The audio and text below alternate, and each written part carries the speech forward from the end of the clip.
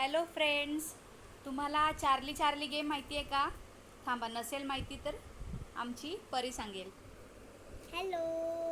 तर Charlie Charlie start करायला सांगू. हे बघा काय आहे. चार्ली चार्ली जर आपण आपल्याला पेन्सिल ठेवायला लागेल त्याच्यामध्ये यस नो ठेवायला लागणार आणि असं बोलायचं, Charlie Charlie are you there, Charlie Charlie are you टेव.